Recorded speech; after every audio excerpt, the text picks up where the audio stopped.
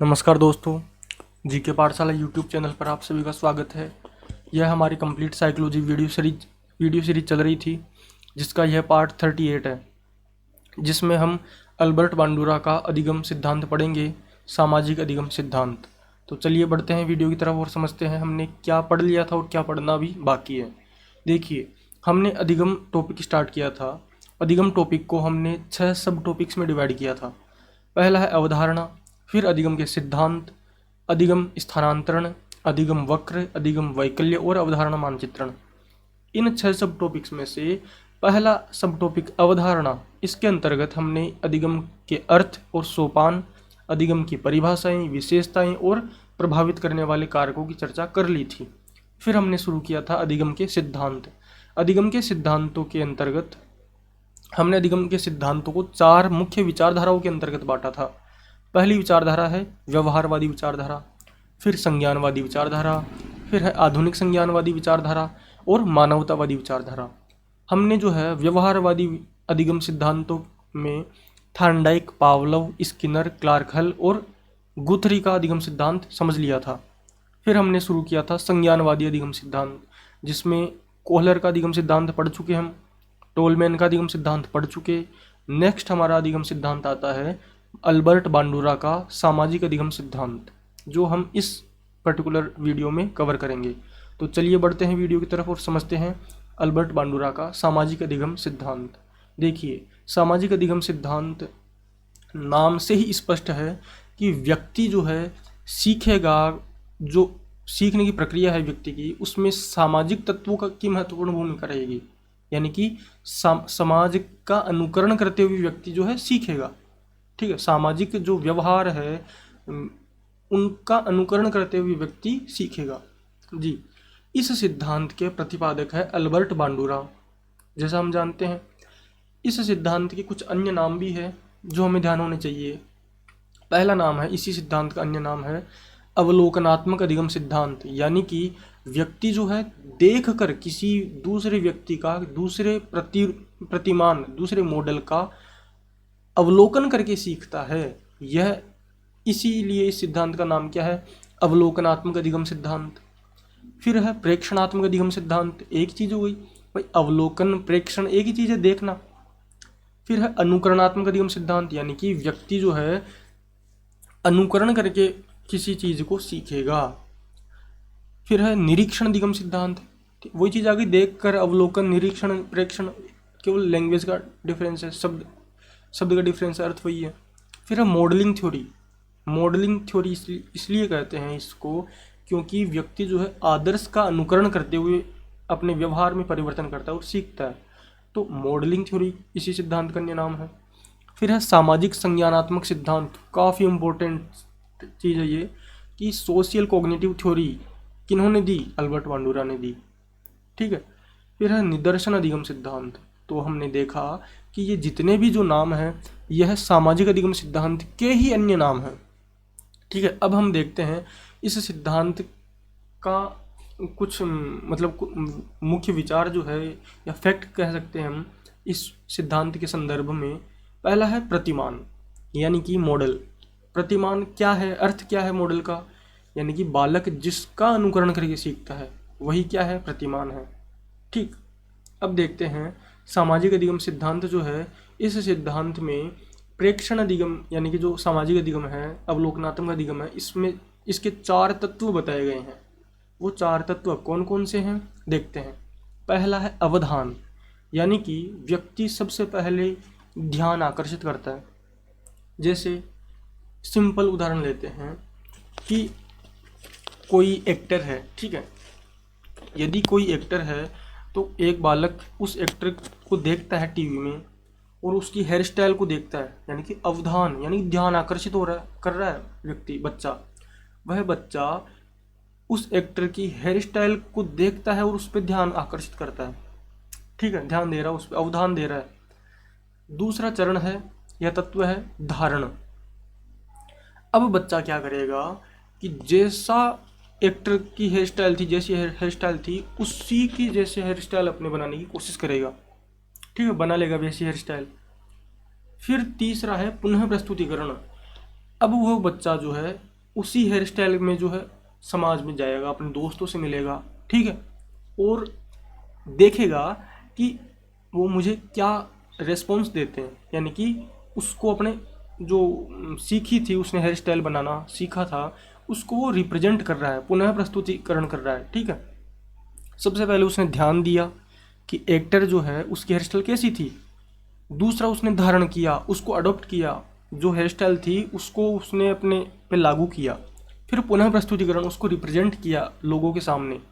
वह उसी hair style को बना के जो है अपने दोस्तों से मिलता है, ठीक है, कहीं घूमने जाता है। चौथा चरण है पुनर्बलन या अभिप्रेरणा।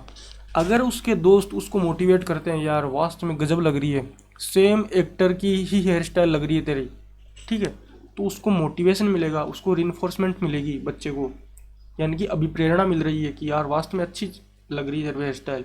तो बच्चा जो है उसको सीख जाएगा और उसको अपने व्यवहार में अपना लेगा उस हेयर स्टाइल को। तो यही तो अधिगम सिद्धांत है, प्रेक्षण अधिगम सिद्धांत। यानी कि बच्चा जो है देखकर, किसी आदर्श व्यक्ति को देखकर, यानी कि किसी आदर्श व्यक्ति के व्यवहार को देखकर उसका अनुकरण करता है और अपने व्यवहार में उसको स्थापित करता है। तो यही सिद्धांत है सामाजिक अधिगम सिद्धांत, अवलोकनात्मक अधिगम सिद्धांत। अब इस सिद्धांत में क्या प्रयोग किया गया, अल्बर्ट बांडुरास जी ने क्या प्रयोग किया, देखिए। इन्होंने प्रयोग किया था बेबोडोल और जीवित जोकर पर।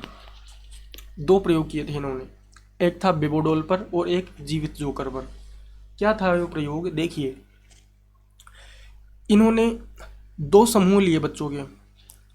जो समूह ए के जो बच्चे थे, उन बच्चों को एक फिल्म दिखाई गई, ठीक है, फिल्म दिखाई गई।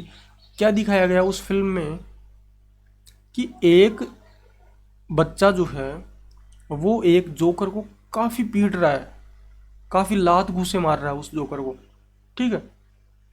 फिर दूसरे सीन में उसी मूवी में दिखाया गया कि जिस बच्चे ने उस जोकर को पीटा था, लात घूंसे मारे थे, उस बच्चे को प्राइज दी गई है, ठीक है, पुरस्कार दिया गया है, इनाम दिया गया है। ये था समूह ए। ऐसी ही फिल्म जो है समूह बी को भी दिखाई गई।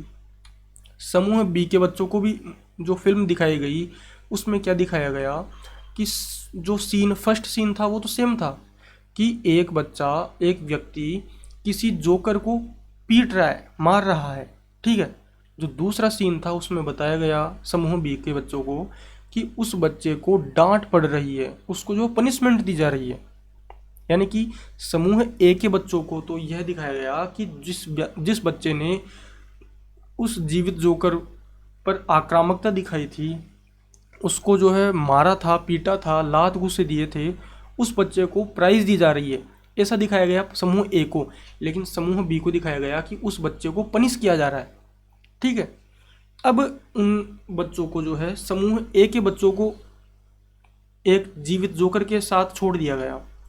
तो यह देखा गया कि समूह ए के बच्चे, जिनको फिल्म में दिखाया गया था कि उस मारपीट करने वाले बच्चे को ट्रॉफी दी गई थी, पुरस्कार दिया गया था, वही समूह ए के बच्चे जो है उस जीवित जोकर के साथ आक्रामक व्यवहार दर्शाते हैं, ठीक है, उसको पीटते हैं, उसके कानों को पकड़ पकड़ के खींचते हैं, ठीक है, लात मारते हैं। जैसा कि उन्होंने देखा था कि मारने पीटने वाले बच्चे को इनाम दी गई है, तो उन्होंने भी जो है उसी आदर्श का अनुकरण अपने व्यवहार में किया और सेम वैसा ही किया जैसा उन्होंने देखा था। यही तो है ये सिद्धांत। और जो समूह बी था, इस समूह बी के बच्चों को जब जीवित जोकर के साथ छोड़ा गया अकेले में, तो देखा गया कि जो बी समूह के बच्चे हैं वो एकदम शांत है, क्योंकि इन्होंने फिल्म में देखा था कि जिस बच्चे ने मारपीट की थी जोकर के साथ, उसको पनिशमेंट मिली है।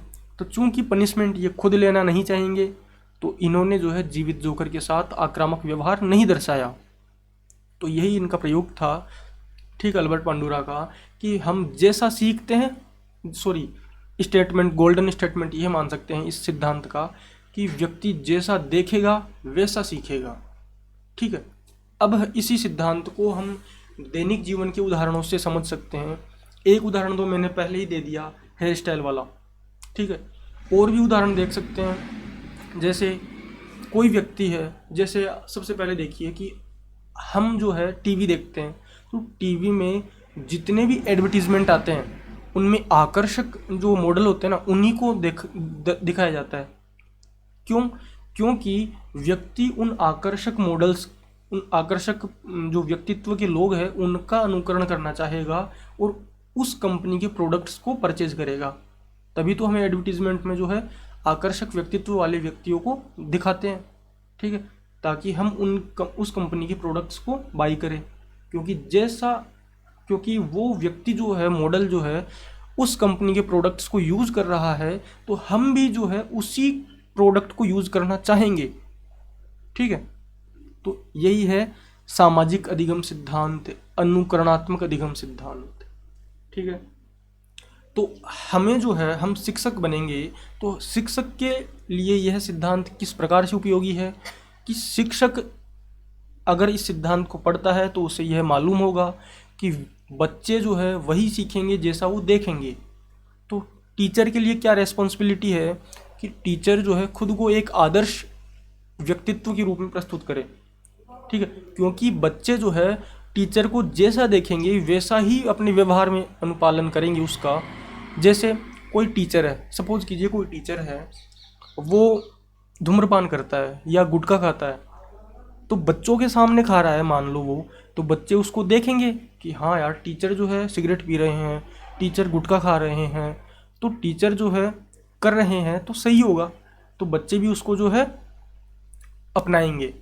तो टीचर को ये बिल्कुल सोचना चाहिए, बिल्कुल ध्यान रहना चाहिए कि अपना जो व्यक्तित्व है वो आदर्श रूप में बच्चे के सामने प्रस्तुत करे, ठीक है, क्योंकि अगर टीचर खुद का आदर्श रूप प्रस्तुत करेगा तो बच्चे उसी आदर्श रूप का अनुकरण करेंगे और अपने व्यवहार को सुधारेंगे, ठीक है। अब देखते हैं इस सिद्धांत के शैक्षिक निहितार्थ क्या क्या हैं, यानी कि शिक्षा में क्या उपयोगिता है।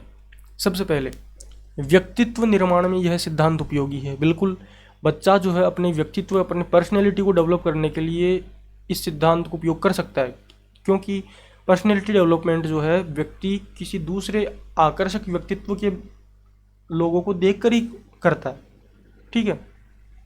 दूसरा है बालक के सामने सही व्यवहार वाले प्रतिमान को आकर्षक तरीके से प्रस्तुत करना चाहिए, ठीक है। अगर हम सही व्यवहार वाले प्रतिमान को आकर्षक तरीके से प्रस्तुत करेंगे तो बच्चा उसकी जो अच्छी चीज़ें हैं, अच्छे गुण हैं, उनको अडोप्ट करेगा और अपने जीवन में, अपने व्यवहार में उतारेगा। तो यह था हमारा अल्बर्ट बांडुरा का सामाजिक अधिगम सिद्धांत।